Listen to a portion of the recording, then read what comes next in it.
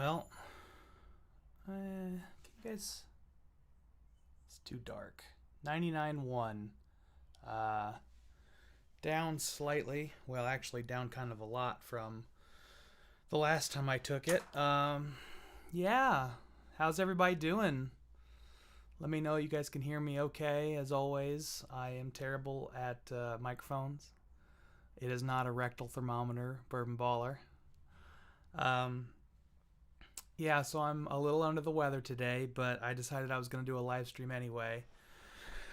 I got to do it for my people. I don't know what kind of attendance I'm going to have because I had no plan, zero plan coming into today. It was just, my whole plan was find a way to feel good enough to do a freaking live stream. Well, I'm moving myself closer, so hopefully that helps the volume a little bit. I don't know why the volume is so low on this microphone.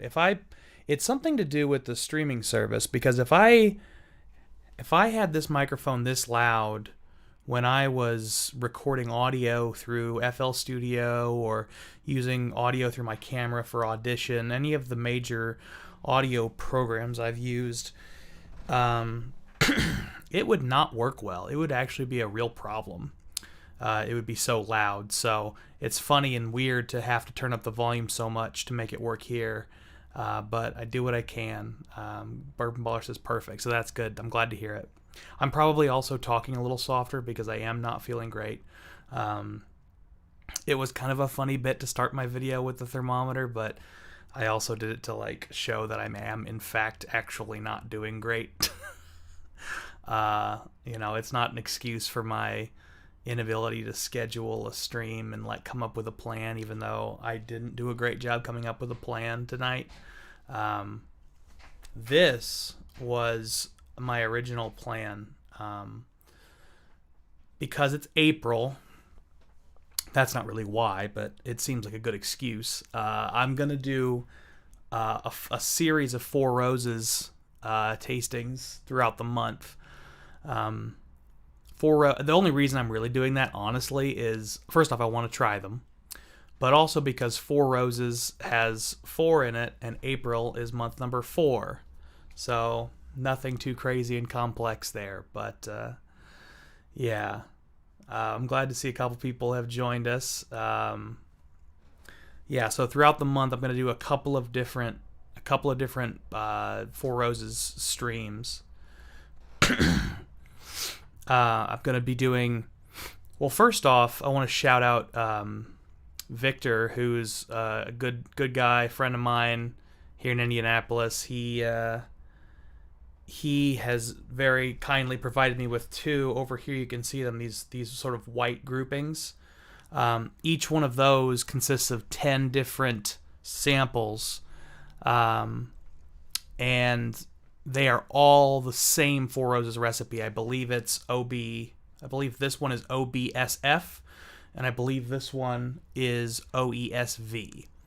So we've got 2 different groups of samples, and that's going to be kind of fun videos showing the variety when you actually get pretty narrow in one distillery, one recipe, and in fact almost all of those are the same within a year of the same age statement.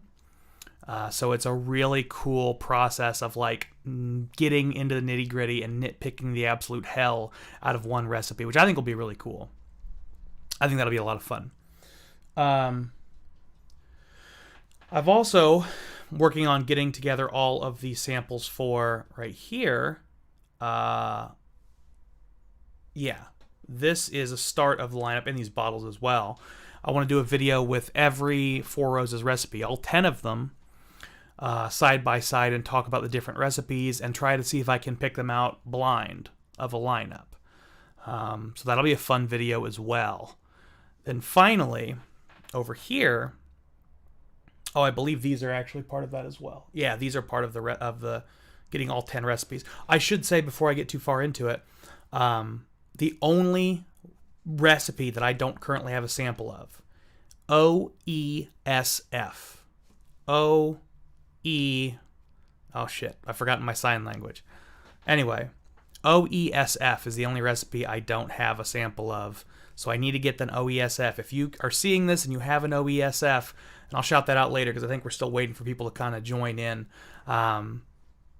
If you don't have an OESF, or if you have an OESF and you're willing to share it with me, I just need an ounce for the video, so that'd be really helpful. It'd be really appreciated. Finally, over here, and Bourbon Baller's kind of getting ahead of me.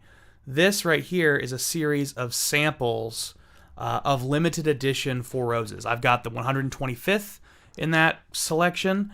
I've got the 130th, I believe, in that selection.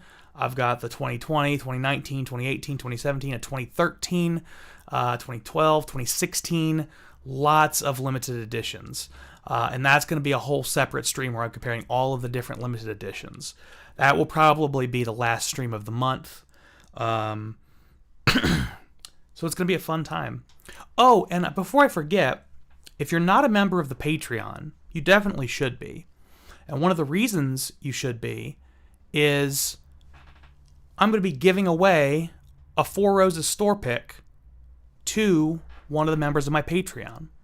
On the Patreon exclusive live stream later this month, not the one this Saturday, the one later this month, I will be giving away a bottle of Four Roses single barrel store pick, something that you're not going to be able to get your hands on probably. It's gone. So that'll be a fun giveaway. Keep your eyes out for that. Please join me, patreon.com/thedrinkpro. The ticker is right below. There's the address. Boop. $3 a month. Doesn't get you into the drawing, I don't think. I think you have to get to the $7 a month level to be entered into the drawing. But it's an opportunity to win a very cool bottle. So I highly recommend it. So yeah, it's going to be very Four Roses dominant this month. However, tonight I am not going to be drinking Four Roses, and not just because I feel like absolute garbage. I am going to be drinking something tonight. Well, I'm going to be tasting something tonight. I have decided to not drink anything. I will be using a handy-dandy spit cup. By the way, these are available for coffee, not just for the remains of whiskey. And they are available at thedrinkpro.com.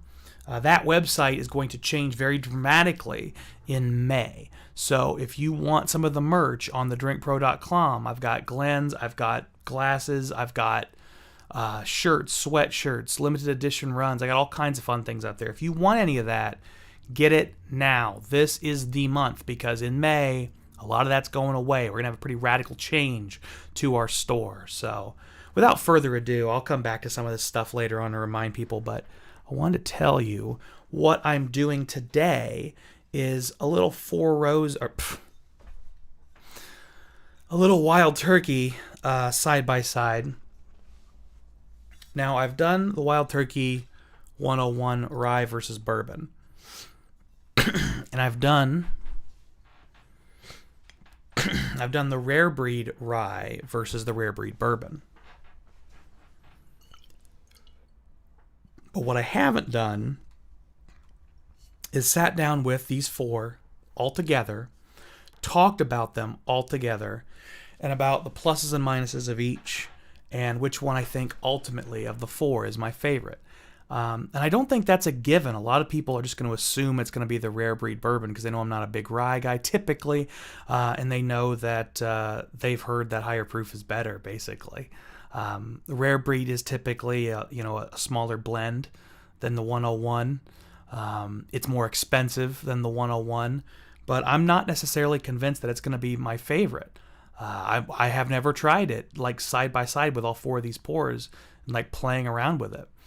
And I'm starting to really discover that I'm not as much of a proof fiend as a lot of people. I like proof fine, but super high proof stuff doesn't always do it for me. So, I'm kind of learning that might not be as important to me as it is for other people. And I think because of that, I'm looking forward to doing this little tasting. Now, I'm not sure I'll be able to trust my own tasting notes because I do kind of feel, like I said, like garbage. But, we'll see what I can come up with. Oh man, I gotta get my my glasses here. Now, like I mentioned, I didn't really prepare very well for this. This was all kind of spur of the moment, so everything is set up very poorly. gonna have to do a lot of moving things around and just making it work. But sometimes you got to do that. I'm happy to be able to do a live stream at all, to be honest. If you had asked me around lunchtime today when I was on the clock and seriously considering calling off work, I was not very confident I'd be able to do any kind of live stream, but thankfully I was able to get myself feeling okay enough to get on this video with you guys and do something fun, I'm actually going to... There we go. Okay.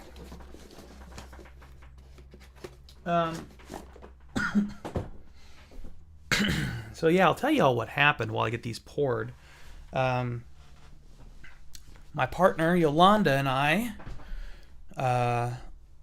were, hungry, wanted to go out to get some food.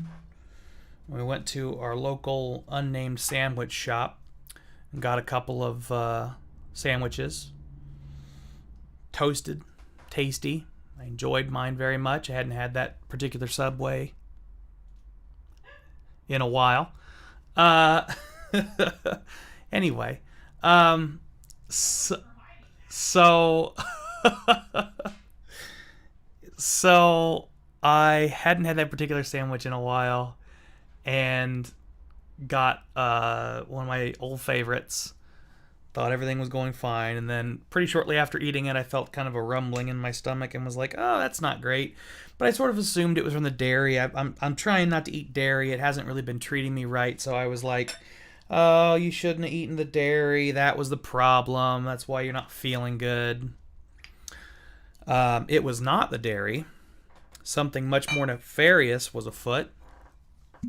And very quickly after that, everything went downhill pretty quickly. I won't get into the graphic details, but I will say that today's the first day I'm really starting to have some kind of normalcy return to all of my internal function, including my temperature. Honestly, there was a point when my temperature got above 101, and I was feeling pretty dizzy and unpleasant, and I told Yolanda, I'm like, you need to watch me, because if I start to get disoriented, like, we need to go to immediate care or something. Those are sort of classic signs of, not only dehydration, but of bigger issues.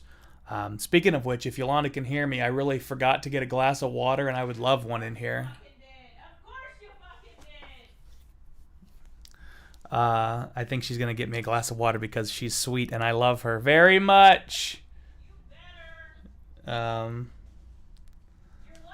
sitting in here. Phone doctor just called it. I do think it was mayonnaise. I think that it was the... So I didn't have mayonnaise on the sandwich per se, but they have their Southwest sauce, which I'm pretty confident is a mayonnaise-derived sauce, and that's exactly what I think got me sick, phone doctor. Although I will say, a lot of these sandwich shops, they just kind of have all the ingredients sitting out, and they don't really cook them very much. Even if you toast something, it doesn't cook it that well. So who really knows where it came from? But I do think it was the mayonnaise derived. Although I don't think it was salmonella, because... I didn't have mayonnaise. Yeah, and Yolanda didn't have mayonnaise, and she wasn't feeling great. She wasn't as sick as I was. Well, actually, did you get... Yes. Yeah, so maybe it was something else. We both got sick, and on top of that, I got my COVID shot. Well, yeah, and Yolanda also got her first COVID vaccine. Also, anyone who hasn't gotten it yet, make sure you eat before. Yeah, and that's a pro tip from Yolanda. If you're going to get your COVID vaccine and you haven't already, make sure you eat before you go. She did not eat before she went and was pretty unhappy about that decision. That could also be in part because of the food poisoning. But it hit her a lot later than it hit me. So who knows on that front. Anywho, on to more pleasant subjects. Wild turkey, I think, is a very overlooked product. Even today, even with the bourbon market the way it is, just absolutely exploding,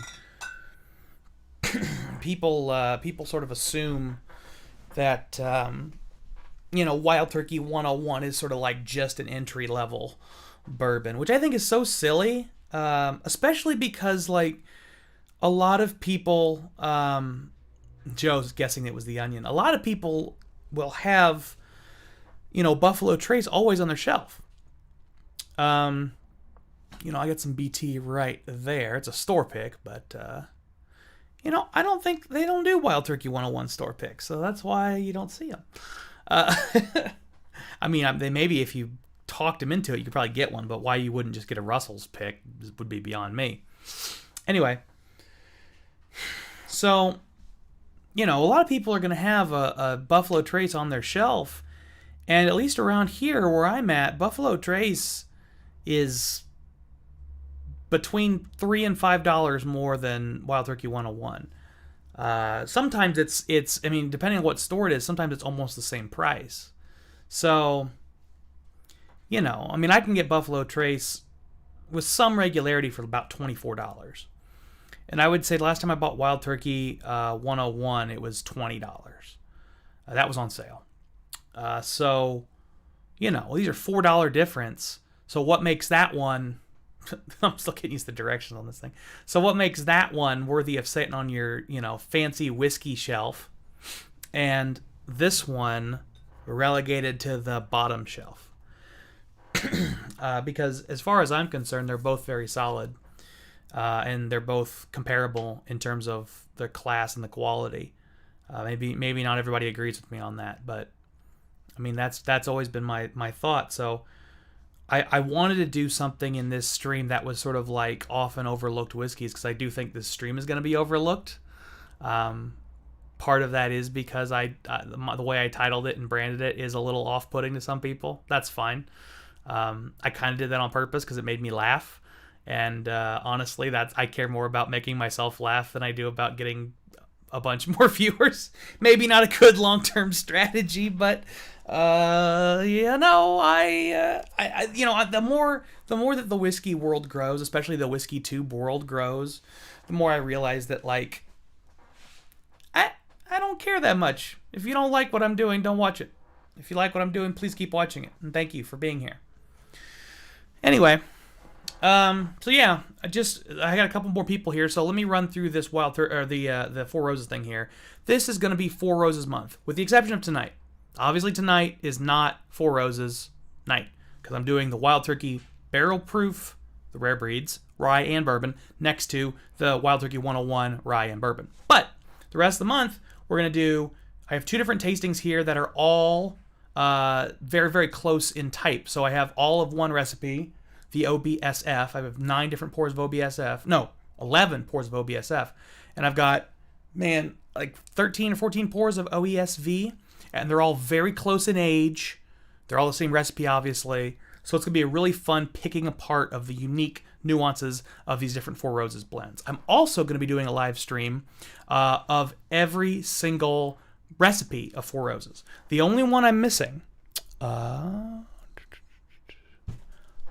OESF. If you've got OESF Four Roses, hit me up, let me know. I need to get a sample of that. Thankfully, my buddy John says he's got the other 2 that I don't currently have in my possession, but he's got them for me. So appreciate John, my man. I'll pick those up sometime in the near future. But yeah, I don't have that particular sample lined up. So if you've got OESF and you're willing to give me a sample of it, hit me up. I just need an ounce, guys. I appreciate it. Also, I'm going to be doing a hitter flight. Something weird clicked. I'm going to be doing a hitter flight. There it is. That will probably be the last live stream of the month. It's going to have some serious Four Roses product. It's going to have the 125th anniversary, often considered one of the best ever. I believe I've got the 130th anniversary in there. I've got the 2020, the 2019, the 2018, the 2017, the 2016, all limited editions. Several Elliott Selects in there, a 2012, I think. It's a hitter flight. So if you want to add to that flight, I'm also more than happy to accept donations. But I know that's a much harder ask than the OBSF. I keep wanting to say the wrong recipe, so I keep looking at my paper. OESF. OESF. All right, let me wash my mouth out here. We'll get into these wild turkeys. So yeah, it's gonna be a big Four Roses month for me, and basically the only reason I'm doing that is because Four Roses starts with a 4. It's April. It's month 4. Seemed like fun. And I've already forgotten what I poured where. Great start. I've got 4 glasses in front of me. I don't have a top-down cam, so I'll just show you guys. I got those 4 glasses. I don't remember what is what. I'm an adult. All right. I think this back. I think I've got the bottles in the same order as the glasses. I should be able to smell. In theory, I should be able to do it by smell. Well, that's definitely a rye. I can tell you that much right now. Yeah. All right. I think this back left one is the Wild Turkey 101 bourbon. Now it's a blind, says Bourbon Baller. Yeah. Yeah, an unintentional blind. I have done that from time to time. And one thing I'll note as well, because I know people are going to be curious about it, the Wild Turkey 101 bourbon is a very recently opened bottle. The Wild Turkey Rare Breed Bourbon has been open for a rather long time, as has the Wild Turkey 101 Rye. They've been open about the same amount of time. The Wild Turkey Rare Breed Rye... the Rare Breed Bourbon and the 101 Rye have been open the same amount of time for a long time. Bourbon 101, pretty new. Rare Breed Rye, sort of in the middle. But this bourbon, I mean, I gotta move shit. I gotta make myself not go crazy here, or at least not go any crazier. Yeah.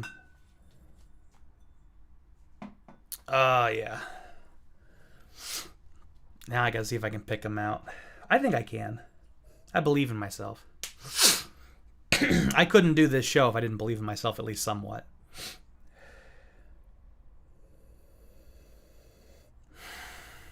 You know, Wild Turkey, just generally, has sort of a nice funk to it. They do a higher rye mash bill in their bourbon, which I like.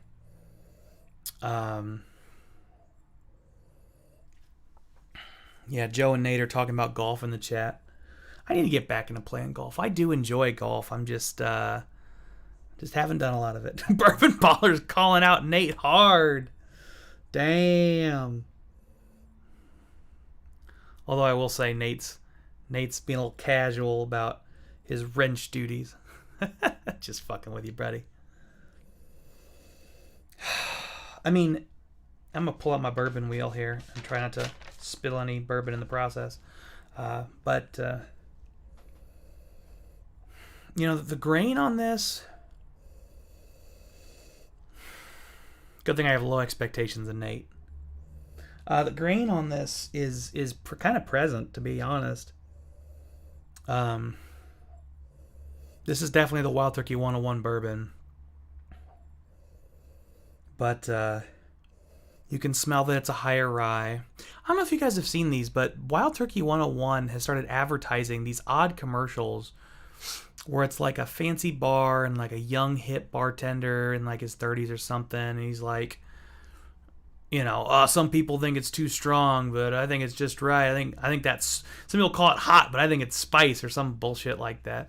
I don't know. They do some kind of ad like that, and it bothers me a little bit, because it's almost like it feels like they're shitting on their own brand a little bit in a way they don't need to be. Like, I don't know. It feels like what they're trying to say is like, if you're a real man, you drink the spicy hard stuff. And I don't play that shit one iota. I don't give a damn if you can only handle 80 proof or if you're like a hazmat fiend. Like, I just don't care. Drink what you like. And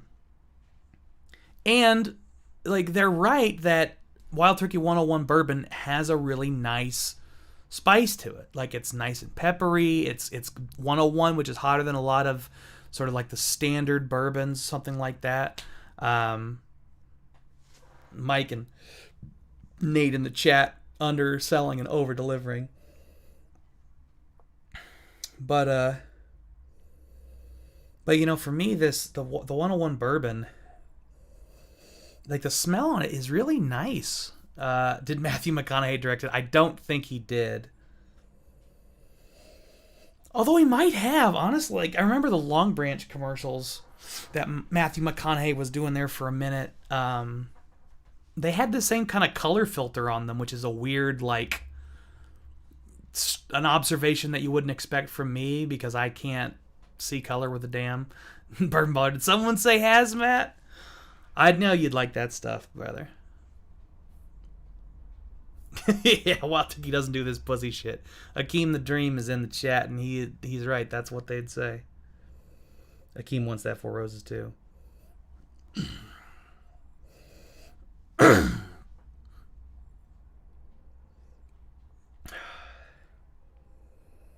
Man, I mean, this is exactly why I wanted to do this video. I mean, maybe it's because I'm sick, but like this just smells so good to me right now.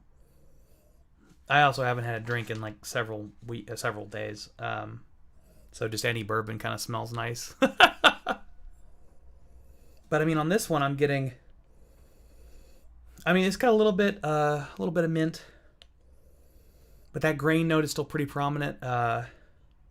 Oh, it's not mint; it's eucalyptus. It's a little bit herbal, and has that sort of minty-esque thing, like a menthol, but it's really subtle. I always associate that with like eucalyptus, which I didn't know what that smelled like until Yolanda had a bunch of it drying in the house for a long period of time. And now I know how to distinguish it from menthol and from mint. I was pretty familiar with spearmint and peppermint, but it added some new smells to my repertoire.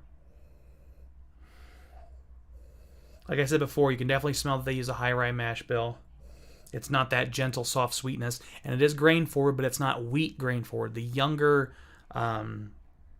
wheated whiskeys, like Larceny, always to me smells similar in the sweetness, but I get like a fruitiness and then like sharp grains. This is like black pepper spice grain. But the sweetness is still there for sure. I mean, it's definitely got this wonderful. I mean, I get like a honey. It's not really honey. Maybe like a corn syrup. I've used this note before. It's like the the fake honey from like Popeyes or KFC. Pick your poison. Akeem just made the fucking best observation. Yeah. Anytime I drink Wild Turkey 101, I think about all the money I've spent on booze and wonder what the fuck I'm doing. Yeah. Yeah. Like, this is a $20 bourbon, and it's solid.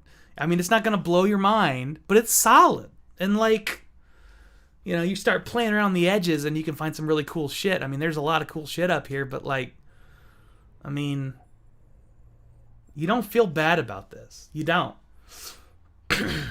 Mike McAllister, I missed this early in the chase, said, "You're not a real man unless you drink barrel-proof whiskey, blah, blah, blah." Man, I feel that way so hard. I think blah, blah, blah really kind of just, yep. It could be the same tone as his Lincoln commercial, yeah. I've had the 81 proof, it's okay. The 81 proof is just okay. I think the 101 really hits a sweet spot, though. It's a sweet spot for them. Which is another of the reasons I want to do this, is because, yeah, as Trevor's pointed out a couple of times, their Master's Keep series, a lot of those are lower proof. And I do think that Wild Turkey performs very well at a relatively low proof. So although Rare Breed is a staple for a lot of people, I'm wondering if I won't prefer the lower proofs, because I really like the Master's Keep. If you haven't seen that video and that stream, I think it's actually just a video. I don't think I did a stream of it. But check out that video on my channel, because that is worth watching. Bourbon Baller says he likes a lot that aren't hazmat. A lot of unique craft bourbons and other brands that are low proof but not shit. The Redwood Empire Pipe Dream. I've heard good things about Redwood Empire. I need to check them out for sure. I'd be curious about that Cabernet Steeped Oak. The Oak and Eden does some cool stuff. They have a good... and Akeem asked how the Oak and Edens are. I got an Oak and Eden open, Akeem, that I can share with you, my man. They need some work. They need some tweaking, but they're a really good start. Like, they're really on the right track.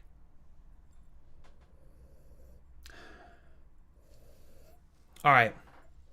Now, as I keep smelling this, I'm starting to get into some some like cherry cough syrup notes. And I think that's really because there's a cherry note and then that eucalyptus note I mentioned before. You combine the eucalyptus and the cherry, it becomes either cherry cough syrup or cherry halls. There's a really subtle shininess to this as well.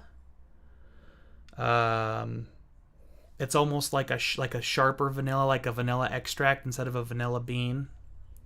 But it's subtle enough. Like a lot of times with the budget Irish pours, I get like this sharp unpleasantness. That's not really happening for me in this. It's sharp, but it's not unpleasant at all. All right, I've nosed the hell out of this. Let's drink some 101. Cheers. And I am not going to be swallowing it. Try not to get sicker, guys.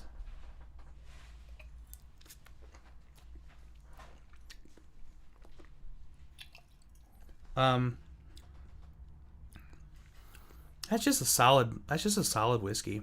Thank you, Nate, for posting that in the chat.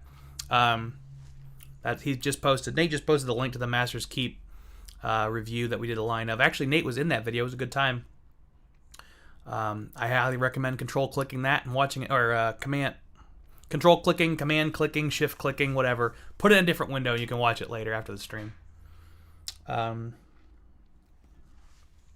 I'm really surprised how long that oaky tannin note lingers. Like, it really sticks around. There's a lot of barrel in that 101. That's not something I'm getting from anything else at that price point. Like, not a pleasant, lingering oak? No. And that could turn a lot of people off. You know, if you're not a fan of big oaky whiskeys, you're going to go at this and go like, why would I pick that? And maybe that's why people don't have it on their shelves. But I know so many people that love an oaky whiskey, and they don't keep it. Akeem asked what I ate that got me sick. Local sandwich shop Yolanda and I went to. We both had sandwiches, both got very sick. So some ingredient at the local sandwich shop. And by local, I mean a large chain. I ate something that was not very fresh. How about that?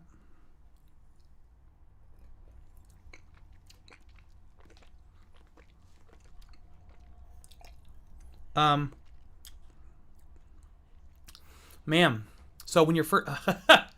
This is a tricky one. I don't really want to swallow it. I may have to, though, because as soon as you spit this out, you're just full of pepper, a slight tannic bitterness, and this long oakiness.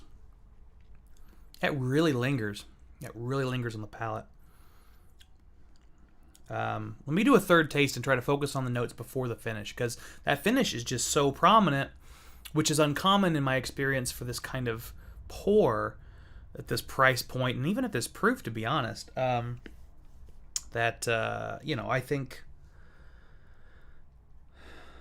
think it's going to be tricky to focus on the earlier notes because they're relatively gentle in comparison.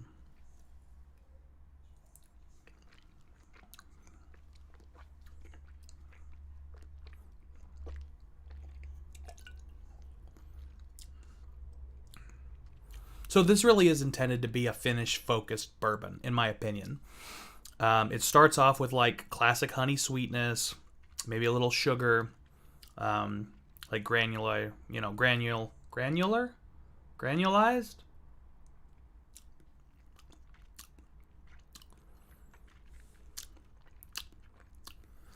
Yeah, I mean, maybe I'm sort of discovering why I don't go to it as quickly as I go to Buffalo Trace. I mean, I'm a sucker for a fruity, berry-forward whiskey, and Buffalo Trace typically is that. So, you know, my personal preference always leans toward that. But if you prefer an oakier whiskey, I mean, you've got to go Wild Turkey 101.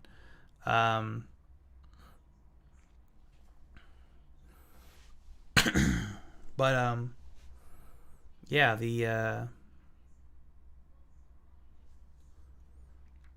I got distracted because Akeem in the chat is telling a story about his food poisoning. He got food poisoning really bad before a 4-hour med mal exam. Probably should have gotten medical help. Made it 90 minutes into the exam, was told he was turning green. Yeah, probably should have gotten medical help. I was seriously thinking about it, man. When my fever got up to 101 and I'm like not keeping anything down except water, I'm like starting to get dizzy and I told Yolanda, I said, you better keep an eye on me. I need to make sure I don't get disoriented, because that's a problem. That means you need to go to the doctor. Anyway,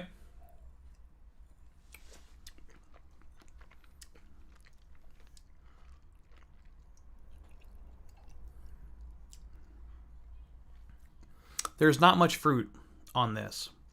A little bit of vanilla, a little bit of that sugary, fake honey sweetness, maybe a touch of coffee, like the bitterness of a dark roast coffee. But then, yeah, in the mid palate, it gets a little bit minty, maybe eucalyptus, and then it goes right for like earthy,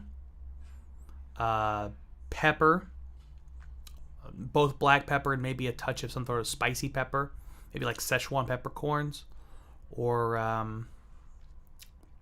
like Serrano peppers, and then definitely an oak finish on it.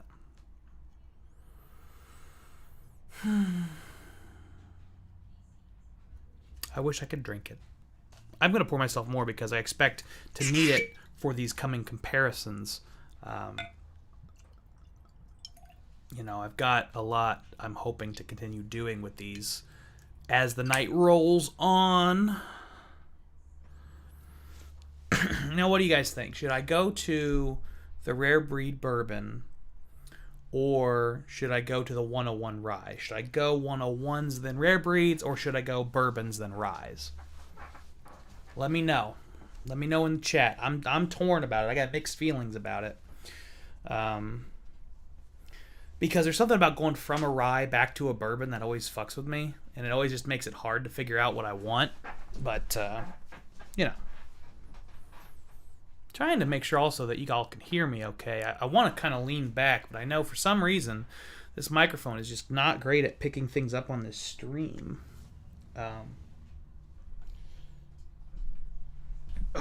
There we go. There it is. Okie dokie. So Nate said bourbons first. I am inclined to agree with him. I'll wait and see as the other answers roll in. There is definitely a longer delay between the stream and the chat than there has been before. Part of that is unfortunately my graphics card. If you didn't know, there's a huge graphics card shortage, so we do what we can. All right, I got 3 people. That's enough. That's enough consensus for me. So let's move to the Rare Breed Bourbon. Now, right off the bat, I get a lot more creaminess on the nose. The sweetness is turned up a lot, so it becomes the sharp vanilla becomes very prominent. Whereas on the 101, it's almost just like you just get the sharpness of like a vanilla extract. On the Rare Breed Barrel Proof Bourbon, the vanilla becomes super prominent, so it smells exactly like vanilla extract. You get the alcohol, you get the sharpness, but you also get that deep, strong, rich vanilla. And then surrounding it, there's definitely a little bit more baking spice than I was getting on the 101. It's a little bit breadier. So it's like a hint of rye bread, some cinnamon, some baking cinnamon. And by that I mean the raw cinnamon itself, and not like a sweet, not a sweet, like cinnamon oatmeal or something, where the cinnamon has been added with brown sugar.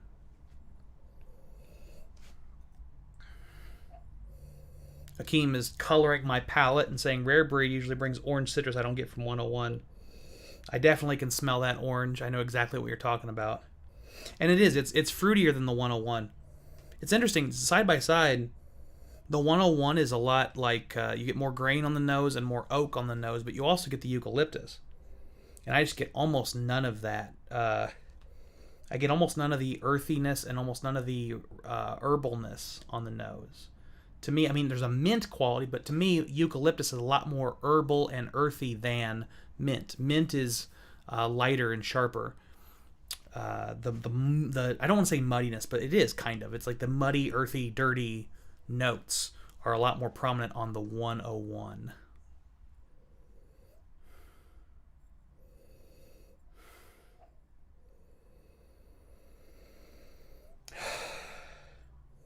But the citrus, you're right, the citrus is prominent.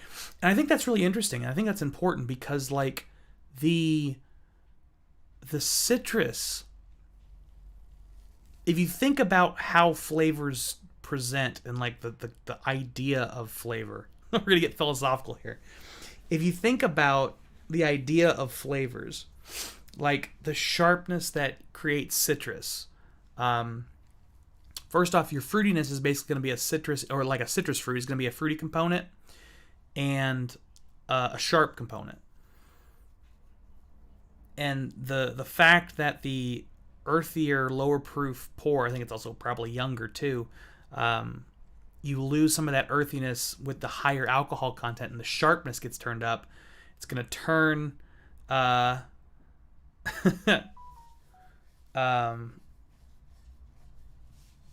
it's gonna turn. The chat's making me laugh. It's gonna turn. Y'all fucking with each other makes me smile. I'm glad y'all do that because it does make me smile. I appreciate you guys.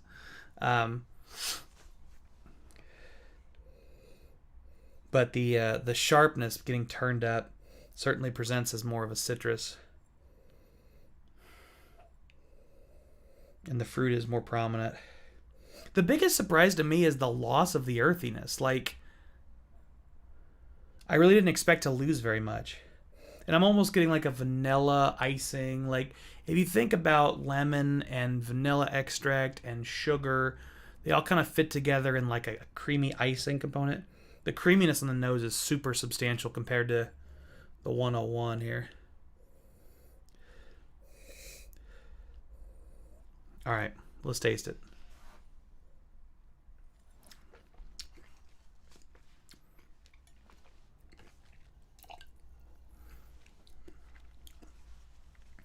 Now, I will say, the overall experience, very similar. When I drank the 101, I got a hint of sweetness, got a couple other notes, but then as soon as I spat it out, or swallowed it, depending on how you're doing this, you're immediately hit with like a pronounced pepper, oak, a little bit of heat, and it kind of shuts you up for the rest of the pour. I do have some Russells I could add into this, but I don't think I'm going to get to it tonight. We'll see how it goes. What time is it? Yeah, we'll see how it goes. But the Rare Breed has a very similar journey in that the first pour of the Rare Breed Bourbon, it definitely, for me, hits almost identical to the 101. It's just been turned up in terms of volume. So it's more complex on the nose, and maybe more my preference. I don't usually go for such earthy whiskeys. On the palate, at least on the first taste, it's pretty similar. Let's try it again.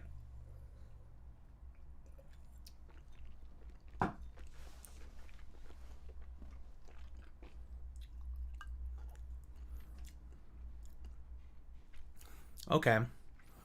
See, now I'm getting the earthiness. The earthiness that was missing on the nose showing up the palate. Mid-palate into the finish. Ooh, and the finish is a lot longer and more complex on this Rare Breed Bourbon. It starts with this earthiness and then grows into heat, pepper spice, and then into black pepper. That lingers for quite a while, and then the wood starts to show up a little bit. It's not as dry. The wood is less tannic as well.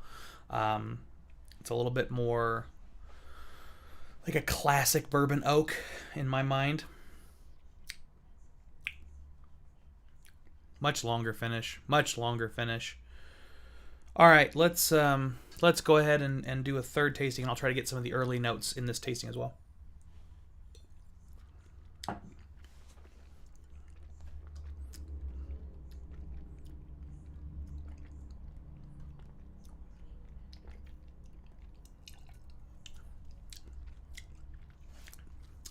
Definitely noticed the vanilla.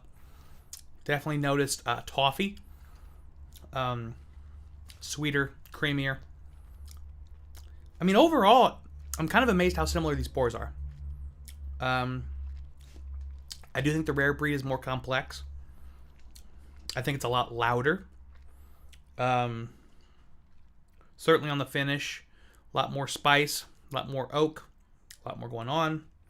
But just general like drinking experience, they're so similar that, let me go back to the 101 bourbon and just see if I still feel like they're so similar when I go back down and prove.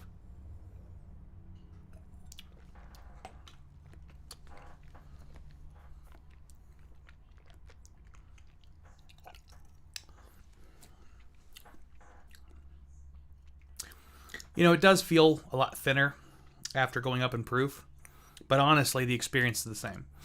It gets a little bit of sweet, maybe a hint of creaminess. There's a lot more creaminess on the Rare Breed, but a little sweet, a little hint of something. Then earthier mid palate on the 101. I don't really remember what the mid palate was on the Rare Breed. Let me dig into that a little bit more.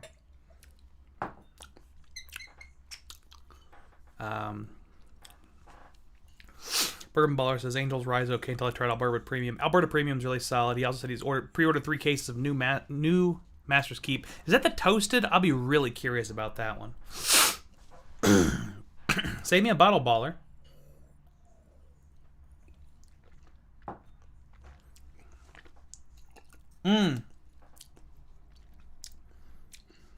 So there's almost like a walnut, like there's a nuttiness.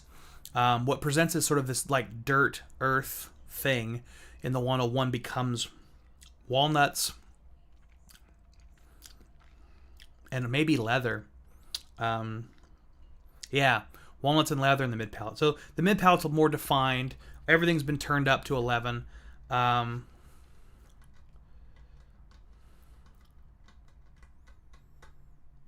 Bourbon Baller talks a lot about the samples he's been sent, but I haven't seen any samples from Bourbon Baller yet. If I see some samples from him, then maybe I'll believe it. Now who's throwing shade?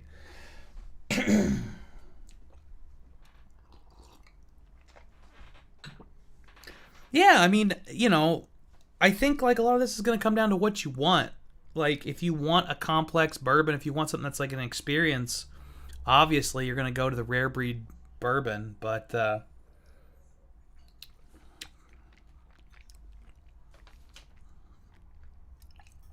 like the 101, here's what I'll say. The 101 is not worse than the Rare Breed.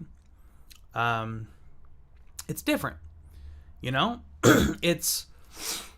It's got a little bit less complexity, but a lot of the rough edges are rounded out. It's not at all hard to drink, and they have a lot of similar flavors, and it's cheaper. So if barrel proof isn't your thing, Bourbon Baller says keep throwing it. You're here in September, sucker. I'm coming for you, brother. I'm coming for you.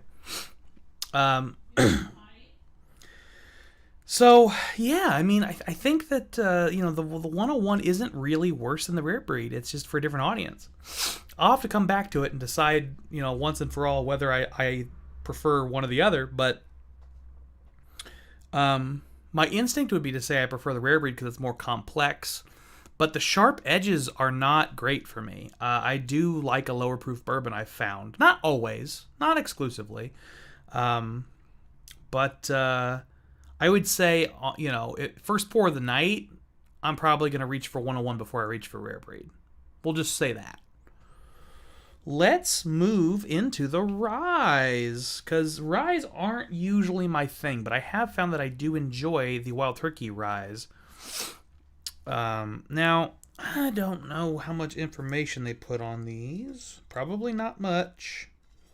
Yeah, this is a leader, though, which you don't see a lot of. This is one of the 101 rye leaders. Barrel Char number 4, crafted with conviction.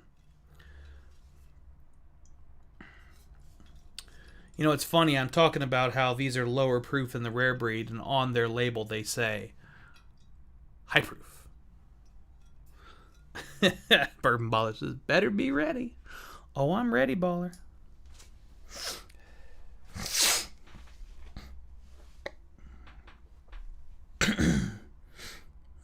Excuse me. Okay. My nose is going crazy. All right, let's dig into this 101 rye. Wow, so it smells like rye grain. No surprise there. But again, like there's this super consistent thread through all of this. Like, and I kind of applaud Wild Turkey for this. Like, they know what they're trying to do, and they make it consistently, and they make it pretty damn well. And so kind of no matter what product you're getting from Wild Turkey, you know generally what... Like, I have never had a Wild Turkey product that was so outside of the band of normalcy. Like, they have a couple of experimental things that may be a little bit different, but, I mean, pretty much everything from them has a very consistent and good structure. The only people I can think of that have that kind of consistency among their brand, honestly, is like Dickel. And people don't like Dickel. They kind of loathe it for that particular consistency. Bourbon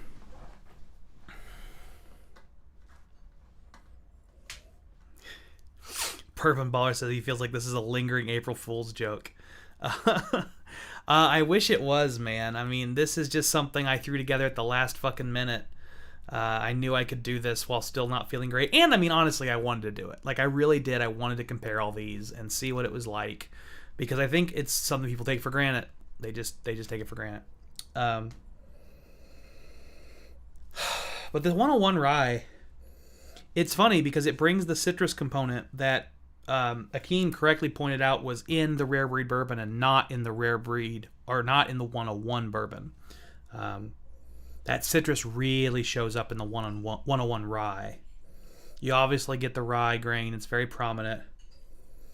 But there's also like the sharpness. There's a metallic note that I called out earlier in the 101 Bourbon. It's more prominent in the 101 Rye. I'm getting on a roll here.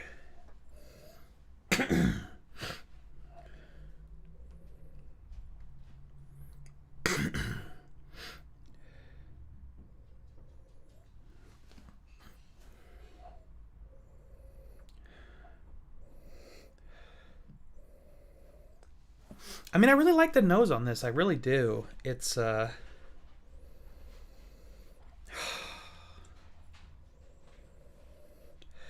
more I keep smelling it, the more the citrus comes through. And the eucalyptus, I was talking about the consistency between the brand. The eucalyptus is definitely also showing up for me on this one. It kind of becomes more like a peppermint, which is a little bit sharper, a little less sweet than a spearmint. But I still think it's more eucalyptus because the herbal note's really prominent. It attaches with the rye. You get this nice mintiness, but it's an herbal minty, so it's very much eucalyptus, but it's a lot more prominent in the pour, along with this sort of high note of citrus. In many ways, the 101 Rye reminds me more of the Rare Breed Bourbon than it does the 101 Bourbon. If I go back and smell the 101 Bourbon now, honestly, the corn really comes through.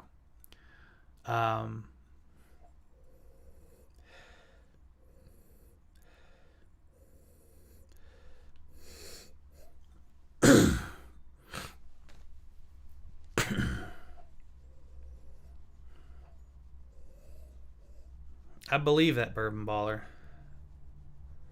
Going hard in the paint.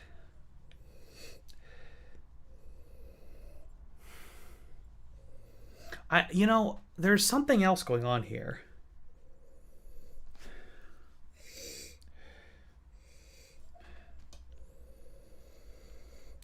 What is that shit? Maybe it's like the cherry. Man, that's wild. Like, the Rare Breed Rye and Bourbon aren't that different. Like, the cherry... I said the Rare Breed. The 101 Bourbon and Rye aren't that different. Now I'm getting that cherry note again. It's just like the 101 Rye just takes all the bourbon notes and then adds this, like... It takes away the corn, obviously. And the cherry is less prominent. And the sweet caramel, honey, sugary note's a lot less prominent.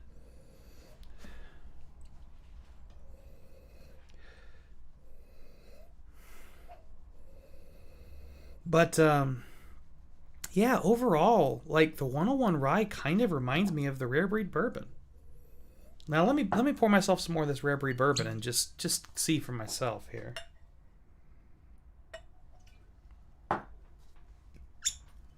because that's kind of a shocking result to me. Yeah, I mean, the mintiness is a lot more prominent. The mintiness is a lot more prominent. The sweetness is a lot more prominent on the Rare Breed. The mintiness more prominent on the 101 Rye. There's a real floral note, like lemon pledge, along with like violets on the Rare Breed Rye or the 101 Rye. I'm like these all fucking confused. I'm not even drinking, but they're surprisingly similar.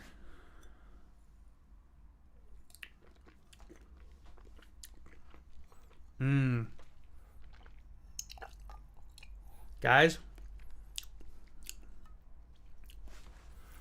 man, that might be my best favorite yet.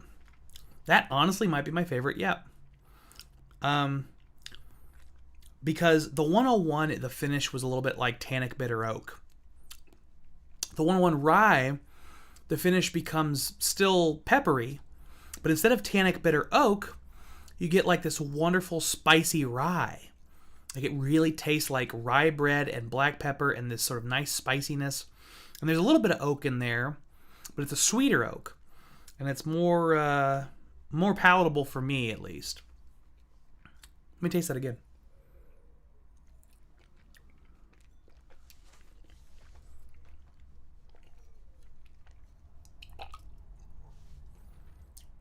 Has she had dinner? Our dog's going crazy out there. She's had dinner and she's been walked twice.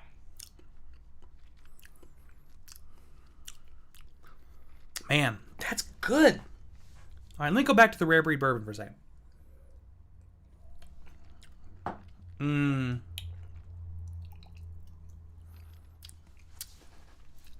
See, it all depends what you want out of a pour. If you need that sweet bourbon classic note up front, that caramel or that vanilla or that honey or the sugar, then the rye is just not going to get there. It's not going to do it for you.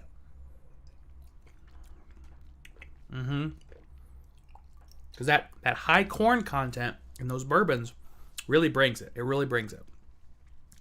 But the 101 Rye, I would never in a million years have guessed I would prefer a rye. But I think I do because it fit, like the balance feels off to me now on these bourbons. Like the sweetness doesn't mesh with the mid palate and the finish that I'm getting off of them. Like going from sweetness to into this like earthy spice and then into that oaky finish, like that, it feels wrong. Whereas with the rye,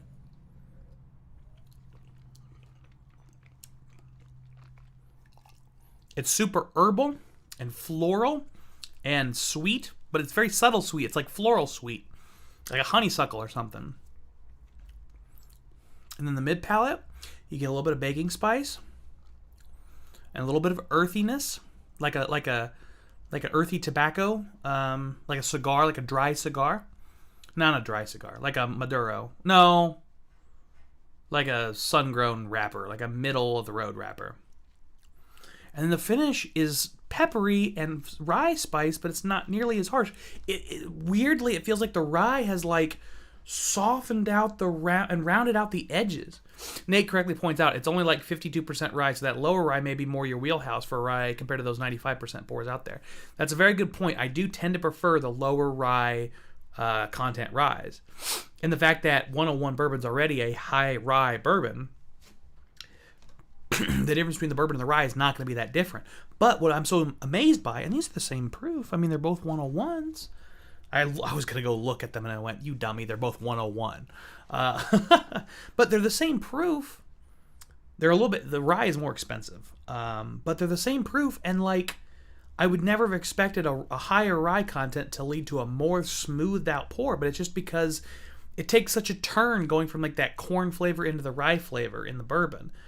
And for me, the rye is just a lot more consistent throughout. That is just wild and very unexpected. All right. Well, I can't help but wonder if some of that has to do with the fact that this rye has been open for a long time. But, I mean, it's just now less than half full. So, like, it's not like it's down near the end.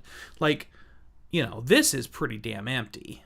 So I expected a relatively significant reduction in my liking of it.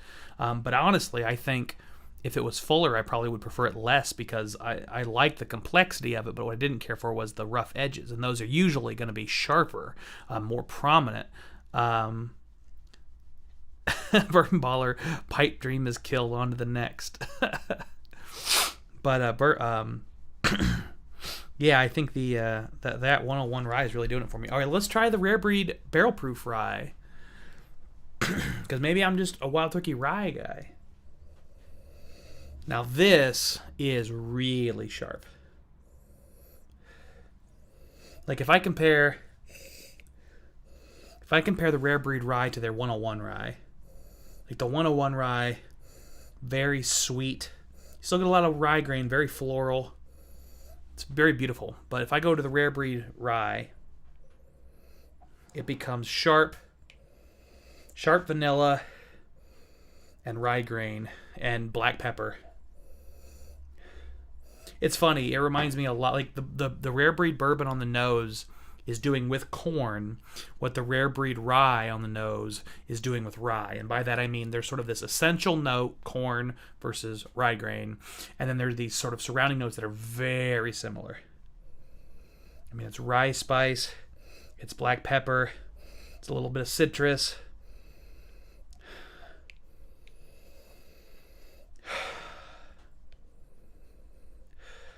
I don't know, there's a little bit more going on there. The more I keep smelling this, the more I find going on in this thing. There's more going on here than meets the eye, or meets the nose.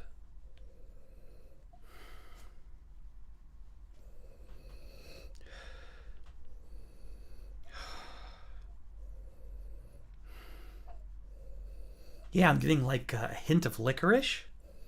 Definitely some mint. Some clove, which I wasn't getting from the others. This is really complex. I'm getting a lot of complex spices out of this.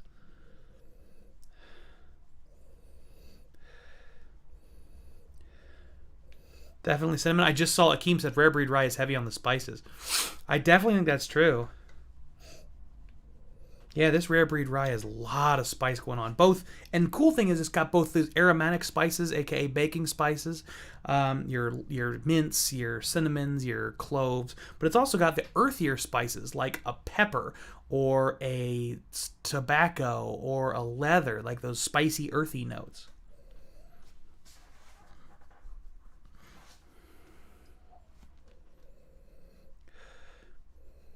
Man, I think this is the most complex pour yet. Oh, I don't know though. After spending some time with this Rare Breed Rye and then going back to the Rare Breed Bourbon, I love the sweet caramel in the nose. Damn it, it's become almost like butterscotch. It's so nice. And that's just not there on the 101. You live long enough in the Rare Breed Rye, and you might find out where your priorities lie. Didn't even intend that to rhyme. Sometimes I do that from time to time.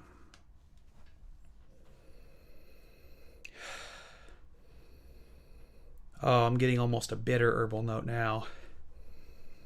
Like a small tree branch.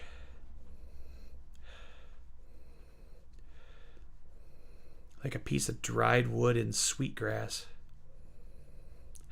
I wish I was bullshitting, but that's a real note, bro. All right, let's taste it.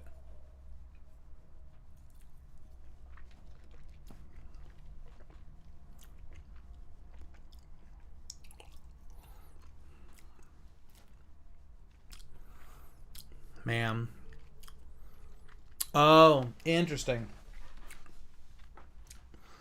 First impressions, it's very similar to the 101 Rye on the palate, but the finish, the finish is... Nate asked, did you just say small tree branch? I did. The finish on this is just really something special. Very long, very oaky, very rye forward. It's like it takes, like, as much as I was saying like the 101 Rye I kind of liked because it smoothed out that oakiness, This has the oakiness of the Rare Breed Bourbon, by which I mean the sweet oak that's long with the pepper and the heat, but then it adds in the rye spice, so it's like a symphony. It's like you went from like a, I don't know how many pieces are in orchestras. You went to an orchestra with more people playing in it. When you went from the 101 Rye is like a string quartet, and the Rare Breed is like a small orchestra, and you combined them and you made this huge orchestra, and that's the Rare Breed Rye.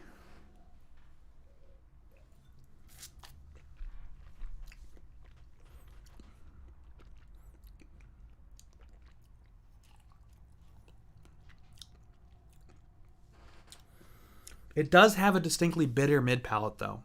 I mean, I can't escape the bitterness in the mid palate on this Rare Breed Rye. It moves into that beautiful symphony, that cacophony of sound, but early on, pretty classic, very, very similar to the 101 Rye, a little bit citrusy, a little bit sweet, a little bit earthy. But then mid palate, it goes bitter. Don't love it. Earthy bitter, woody bitter, because it's going from the earthiness to the woodiness, and in that process, the bitterness becomes a prominent component. It's like the two different flavors are sort of crossing. There's a bitterness underneath both of them, and before the finish has a chance to, I should do it this way. So it's like you got this note of well, let me just taste it again.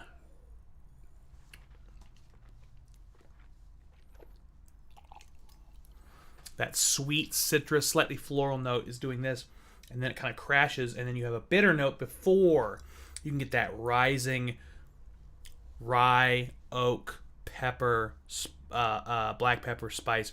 Like, that doesn't happen quick enough, and so there's this, like, while this is still going down and this is not yet rose, right here, bitter. Problematic. Let's go back to the Rare Breed Bourbon after that.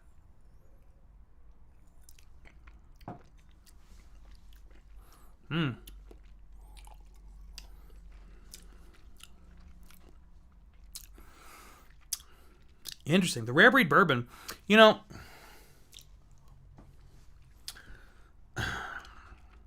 I'm wondering if the fact that this Rare Breed Bourbon is so low and has been open for so long is really negating something from it. I wasn't planning on doing this, but I may have to open my new bottle of Rare Breed. I've got a bottle of Rare Breed, actually, that Nate bought me. Thank you, Nate. He lost a bet. But regardless, I've got a bottle of Rare Breed that I've been sitting on, waiting until I finish this one. But I kind of want to see if opening it shows me something different here. Because right now, I mean, let me go through the 101s, but I think my order might be the Rare Breed Rye, 101 Rye, Rare Breed Bourbon, normal bourbon.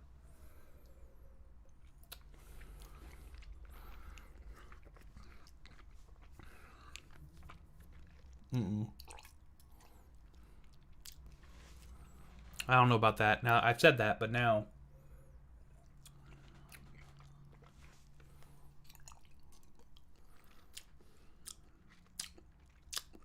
All right. I was not planning on doing this. I gotta get that other Rare Breed out, though. Because this, I mean, I think they're the same. I think they're both the one. So Rare Breed, if you don't know, actually it is in batches. And this is the 116.8.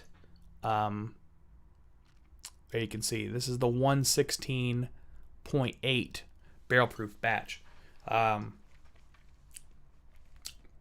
I may have to get out. I think the other one I have is still that same batch. Just to see if, like, being a fresh pop changes the fact how I feel about it, because it does not make sense to me that the Rare Breed Rye would be 1 and then the Rare Breed Bourbon would be 3. That doesn't make any sense. All right, guys. Well, when in Rome, let's do it.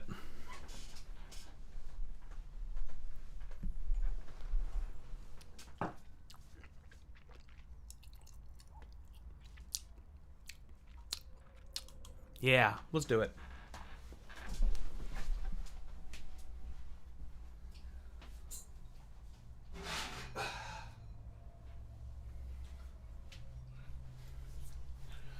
Okay. Not far off. As you can see, I knew right where it was. Been sitting on it for a minute. It's a little dusty. I'm going to wipe the dust off. But, as you can see, it is also, well, the lighting is not very good, is it? You're just going to have to trust me. Maybe that'll be better. Maybe that's more visible. There you go. 116.8. Okay. There, and now you can see me. So let's go ahead and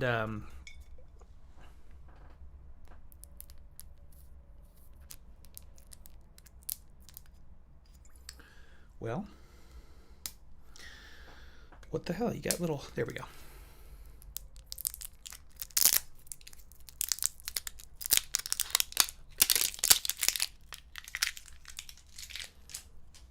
Pretend I'm an ASMR channel for a minute. Oh, that was a pretty weak pop. Better. All right. Let's see if kicking this shit up a notch doesn't make it better. I'll tell you right now, the color's different. I don't know how much difference it's going to be on the palate or the nose or anything, but I better give myself a little bit more of some of these others for comparisons. That's the Rare Breed Rye. This is the 101 Bourbon, which I am pouring from too high up. Sometimes you got to do it. Okay. So I'm not going to start the whole process over, but I'm definitely going to do quick and dirty version, starting with the 101 Bourbon.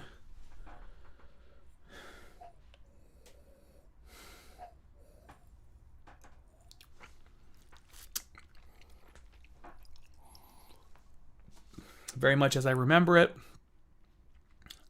Pretty much all my notes the same. Okay, let's go to the Rare Breed Bourbon, the new one.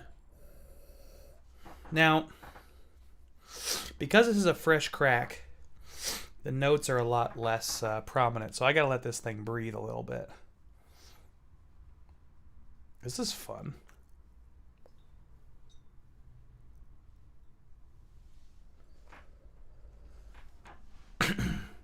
Trevor's bottle killing over there. Trevor's been loving that 1792 full proof.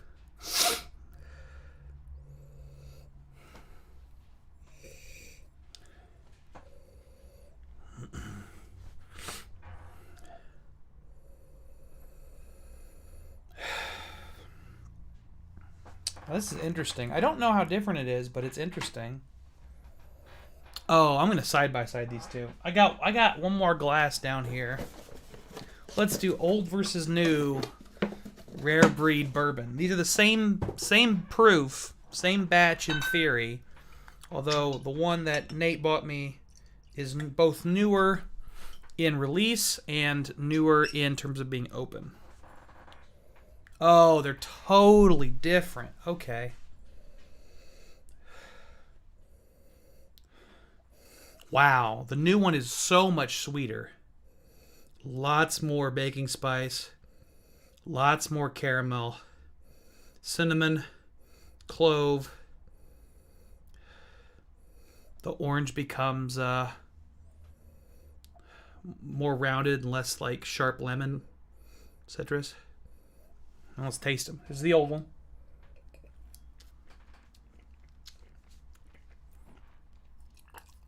Actually got a lot of baking spice that time. But still, all the notes I said before pretty much hold true. Let's taste the new one.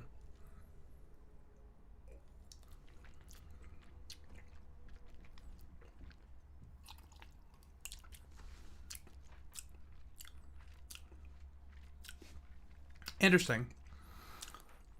So the only real difference I pull on the flavor is I get some like cinnamon and clove on the finish, and it's a lot hotter.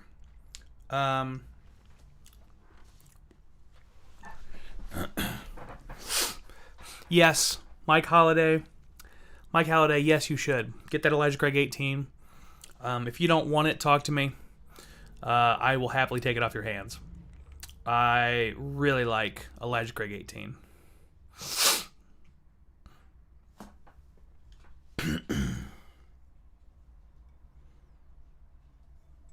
So Nate is just convinced that this is the new recipe. I'll have to do some research. My understanding was the new recipe was a different proof. I have dibs with Mike's bottle, Nate. Quit trying to poach it in the chat. But I think they taste really fucking similar.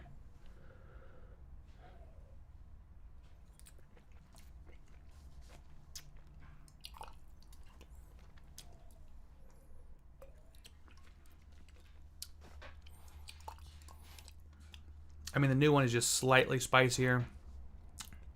Like I said, it's got a little bit more baking spice in the finish. But they're very, very similar. Now, after tasting both of those side by side a whole bunch, I'm going to go ahead and... You actually didn't type it before I said it, probably, Nate. It just takes a long time for the stream to reach out.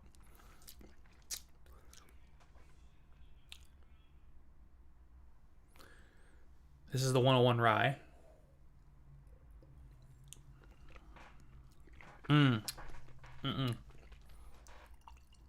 Nope. Okay. After spending more time with the 101, or I'm sorry, after spending more time with the Rare Breed Bourbon, that 101 rye just really falls flat. It becomes way too rye grain forward. It doesn't feel nearly as balanced as it did before. Let me jump to the 101 bourbon. I mean, you get used to barrel proof after a while. It can just kill your palate for lower proof things.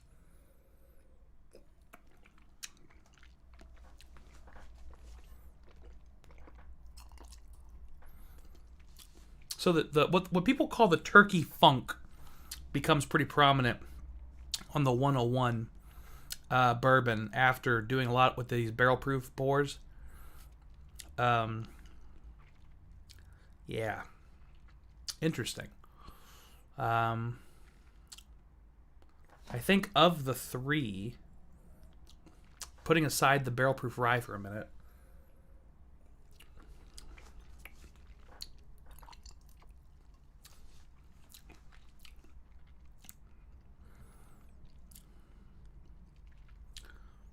I don't know. I don't know.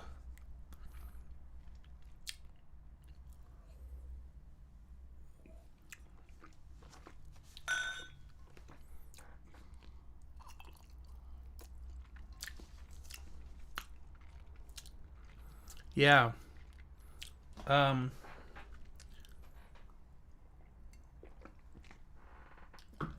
Let's use a number scale. I think I've got to give that a 7. We'll give the Rare Breed Bourbon a 7. And we'll go from there. Let's go in again with the 101 Bourbon.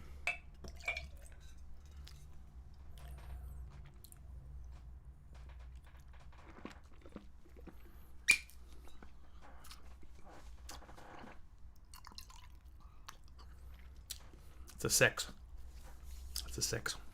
And then let's go in with the 101 rye.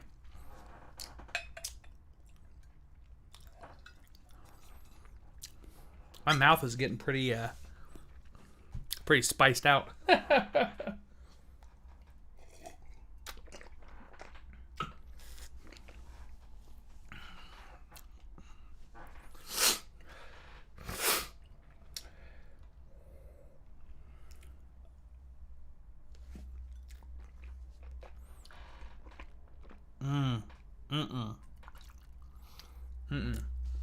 Nope. Yeah, I don't know what I was thinking earlier on. I think it really is. So I've noticed there's a big difference between small samples and big samples. And one of the things that I like about doing this method where you kind of spit out the whiskey instead of drinking all of it is it lets you take bigger sips. And like I put a lot of whiskey in my mouth, like at least a half an ounce each time with all those three. And small sips definitely goes Rye 101, Barrel Proof Bourbon, Bourbon 101, in that order, with the Rare Breed Rye at the top.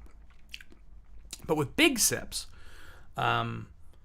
very quickly the tables turn.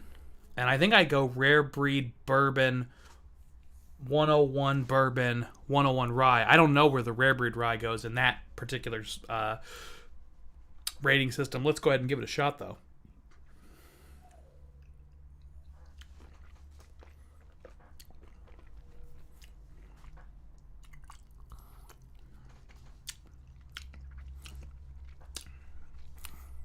Yeah, see? So I go Rare Breed Bourbon, Rare Breed Rye, 101 Bourbon, 101 Rye when I take big sips. But that's important. Like, that's cool to find out. Like, if I'm taking small... If I'm going to sit there and nurse a pour for a while, I should go for, like, my Wild Turkey 101 Rye because I've got a liter of it, half liter now. But also because I don't really care for it when I'm going to sit there and take big sips. So if I know I'm taking little sips, I might be encouraged to do so with the 101 Rye. It might lean me towards the kind of drinking I want to do for the night. You know, the other ones are kind of versatile, but the radical movement to me of the 101 Rye is prominent. It's really noteworthy.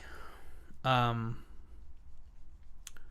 yeah, I do think actually with the small sips, I might go Rare Breed Rye, 101 Rye, Rare Breed Bourbon, 101 Bourbon. Like the Rare Breed Bourbon moves a lot too.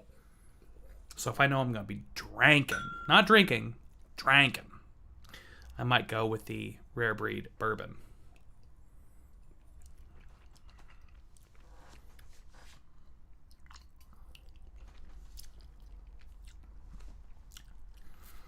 That's really interesting. Well, I want to let you guys know, again, that if you're not in the Patreon, you absolutely should be in the Patreon. Patreon.com/thedrinkpro, because I'm giving away a free bottle, of Four Roses at the end of this month. A Four Roses store pick. I'm giving away to a patron, $7 level or above. You should definitely join. You'll get an entry if you get in now. And this is going to be, excepting tonight where I'm doing Wild Turkey Chaos, it's going to be Four Roses month. I've got, two different lineups of very, very similar pours, all from one recipe. I got a bunch from OBSF. I got a bunch from OESV. Be doing two different streams of that. Trevor asked, what recipe of Four Roses am I giving away? I haven't decided yet. I've got a couple of different unopened bottles. I got to figure out which one I'm going to give away. But I will let you know when I figure that out. I'm also going to be trying to do every Four Roses recipe that exists. I still do not have an OESF sample, but I've got everything else either in possession or lined up. If you have an OESF and are willing to share it, please let me know. Otherwise, I hope you tune in when I do a video of all of the different Four Roses recipes side by side, blind. I'm going to be trying to do that one blind. Finally, I've got the big hitters, the big boys right here, all limited edition. Every one I got 2020, 2019, 2018, 2017, 2016. I got tons of limited edition stuff. Even the 125th anniversary, considered the best pour by a lot of Four Roses friends. So we got a lot of cool Four Roses stuff coming up in the future. I hope you will tune in. And if you want to contribute to any of those videos, if you want to share samples with me, I'm always happy to do it. I'm always happy to shout people out and give them credit. I always appreciate it, you guys. So thank you so much for that kind of stuff. I know I've been pretty energetic, especially in this last part of this stream, but I got to be honest with you guys, I am wearing out fast. I'm still not to 100%, unfortunately. I'm a lot closer than I was, but and this honestly was super energizing. Thank you guys so much for tuning in. Thank you for being active in the chat. It really makes me smile. I needed it. Frankly, which is part of also why I wanted to do this stream, is because I knew I couldn't go all in the way I like to normally, but the energy from this is energizing, and it puts a smile on my face when I haven't had a lot to smile about the last several days. So thank you guys from the bottom of my heart. I appreciate you. I love y'all. Keep drinking like professionals. And I hope you stay tuned. Join the Patreon. Let's have some fun. Cheers, guys.